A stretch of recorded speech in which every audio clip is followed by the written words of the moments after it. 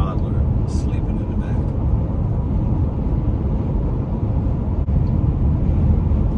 $4,000 miles. We're on our way back to St. Louis. By the time we get there, I will have driven a little over 4,000 miles over the last couple of weeks. There were reasons for that. And it's interesting because we drive for a living, right? We put thousands and thousands of miles on our car in weeks or months or years at a time. Some of you might have a car where you've done 100,000, 200,000 miles driven doing gig work or road trips or personal business, whatever. These 4,000 miles have taught me more than any other miles combined in the entirety of my life. And this is why. Welcome back to Mr.BetonYou, Toddler Edition. So as I've been saying over the last couple of weeks, I'm going to make a video when I feel it in my heart, my soul, my brain to make it. And as I'm driving, I'm making this video. 4,000 miles. What have I learned? I've learned YouTube and the gig apps aren't as important as I've made them to be. Money is not as important as I've made it to be. Clicks and views and likes and subscribers are not as important as I made them to be. They're great, and I'm grateful for all these things. An opportunity to make money, an opportunity to share, an opportunity to learn. But it's really not that important. It actually gave me anxiety at times in my life that when you guys have known me to try to keep up with these type of things, to keep up with appearances, to keep up with, I gotta make this money, I gotta make this video. It's very irrelevant. When crap hits the fan and you gotta make decisions and make tough decisions and pray about things and ask for help and trust in individuals, those things are irrelevant. While I'm excited to get back to a new normal, getting back to the grind, gotta make money because that's what we gotta do. We gotta eat over here, right? We gotta provide. Those things are becoming increasingly less important. I've made less videos this month. I'll make less money on YouTube this month, and I'm good with that.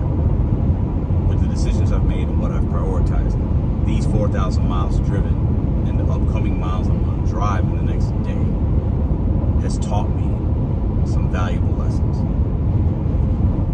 Also within these 4,000 miles, I've learned that some people that you might not even know, or sometimes people that you know but haven't spoken to in years, can be the people that will be there for you the most. Sometimes complete strangers, based on the connection that you have with them or the degrees of separation, can save your life and keep you sane and offer you the best perspective. Some of the most important conversations I've had of my recent life have been with people that I barely know. And to some of you that might sound absolutely crazy, but sometimes a new voice, a new direction, a different perspective is exactly what you or I might need at times in your life. These 4,000 miles have taught me a lot more patience, and they've taught me that I can do hard things. I can do things that seem unmanageable. Unmanageable.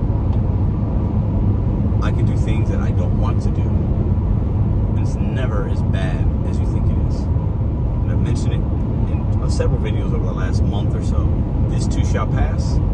The 4,000 miles have definitely, I've been living those things that I've been talking about. And I've been living and noticing the miracle within having that type of mindset and not worrying about what you can't control, not rudimenting and obsessing about the past, and trying not to hold on to the fear of the unknown of the future. 4,000 miles. I've learned my past does not define me. The decisions I make today will define my future, how I feel about myself, and more importantly, what I can do with the rest of my life, and what mark I can leave, what legacy I can leave is not defined find on what I've done. It's defined on how I handle those things and what I learn from it and what I do right now with today, with this moment, with this video, and that will go into the upcoming days. I've learned by the grace of God and by my hard work and actions and my changing of habits that me getting sober, staying sober one day at a time, put me in this position to handle these things, and that is not a coincidence at all. With these 4,000 miles, I'm learning to let go of what other people think about me, how I come across, and each day I get more confident, true confidence and security within myself to not worry about what you, they, or anybody else think about what I have going on. I'm learning forgiveness. I'm learning a lot about myself within these 4,000 miles. And as somebody told me several times over the last several weeks, get ready for the counterattacks. Get ready for the hard stuff still. Get ready for things to happen. Get ready for the counter punches, counter attacks. Build up your tools, your arsenal. Build up your strengths so that when those things happen, because they will, you're better able to handle it than you've ever been before. These 4,000 miles are not unique to the human experience, I don't believe. In talking to individuals, listening to podcasts, reading some things, driving is a part of a lot of people's journey when they're going through some life changes or they're going through something that is unexpected. You have to drive or travel, or maybe you're moving. I'm not moving, but maybe you're moving. Maybe you're going across state for this or for that, to see somebody, to driving can be a fantastic and actually in many ways needed way of your own personal therapy, because you're going to be in a car by yourself, or maybe not by yourself as I am now, but I was for most of these, from a lot of these miles, at least, well, I guess about half of them, or more than half. You got to think. You got to have conversations. You got to listen to something. Music, a book on tape, a Bible on tape, a group on tape, a podcast that's positive. You have time in your automobile as you're looking at other parts of the world you've never seen and separating yourself from something that might have been negative, driving towards or away from something, either towards a positive thing or away from something that's negative. Driving and the 4,000 miles that I've driven and the upcoming miles that I will drive is not a coincidence in how driving is not uncommon for people having these type of experiences or going through some things.